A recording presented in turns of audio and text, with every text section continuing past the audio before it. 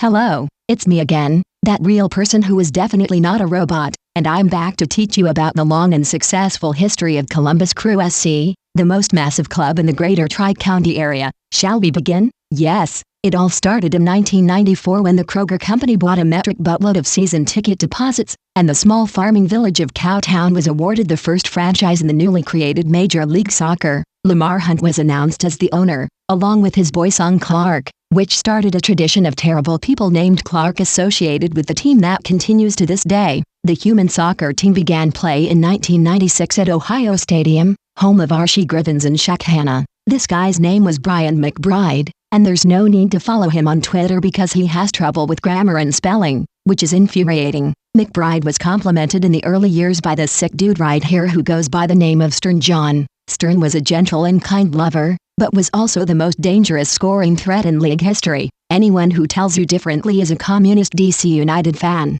During the Great Columbus Stadium Pissing Contest of 1999, Uncle Lamar personally built the fortress with his bare hands, and nothing at all happened on the field of play. On a completely unrelated note, fuck DC United for real. Zach Andrulis was hired in 2001, and promptly won MLS Coach of the Year 3 years later. Everyone on Big Soccer loved him, and petitioned the team to sign him to a lifetime contract, while Craig Krenzel and Maurice Claret were busy punking out those fuckboys from Ann Arbor. Kyle Martino arrived at the fairgrounds in 2002, just in time to have his eye poked out while celebrating the team's first major trophy, the 2002 U.S. Open Cup. The one-eyed wonder won MLS Rookie of the Year later that season, and was completely unremarkable for the rest of his life. Blah blah blah. Jeff Cunningham, blah blah blah. Edson Buttle, and now it's 2007. Cruisers FC woke up one morning and were like, hey, let's sign Soccer Jesus to a contract, and Lord Guillermo arrived in Columbus the next day. Alejandro Moreno provided the offensive finishing, while Franklin Haydock showed a commitment to making extremely dangerous slide tackles on the other end of the field regardless of whether or not he needed to. We didn't make the playoffs that year, but fucking relax bitches, I'm getting to the good part.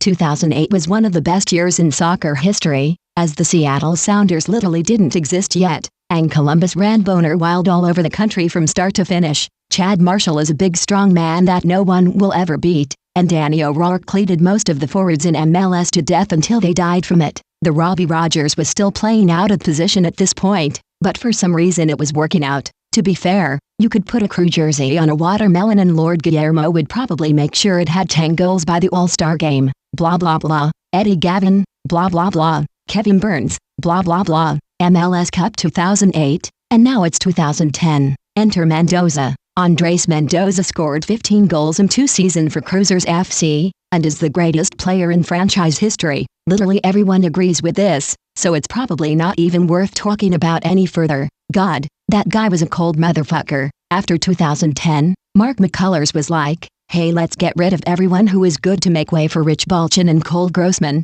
That didn't work out. Blah blah blah. Andy Iro, blah blah blah. Jairo Arrieta, and now it's 2013. In July, Tony Aces bought the team from Butthole Magoo, and immediately set his attention to accomplishing 2 goals, setting fire to the stadium, and hiring Greg Berhalter. Mission accomplished. Blah blah blah. Bernardo Ahenor, blah blah blah. Kai Kamara again, and now it's 2015. Nothing of note happened in 2015. Blah blah blah. Roman Gull, blah blah blah. Hernan Grana, and now it's 2017. In summary, the long and massive history of Columbus Crew SC comes down to these 3 main points. 1. Fuck the Dayton Dutch Lions. 2. The team will probably move to Vegas if we don't build a pedestrian bridge over the train tracks. And 3. It's always okay to boo Eric Garrick if you see him running downtown. This has been another edition of Cruisers FC New Fan Guide, brought to you by Sun TV, Buddy's Carpet, and ZZ Boots Wild Man's Leather and Lace. Columbus Columbus Columbus, oh Columbus, Columbus Columbus Columbus. Pipa Chips, 1996, hashtag up the Finches, brace for impact, One Nation on the sod, dare to be massive, dare to be not a robot.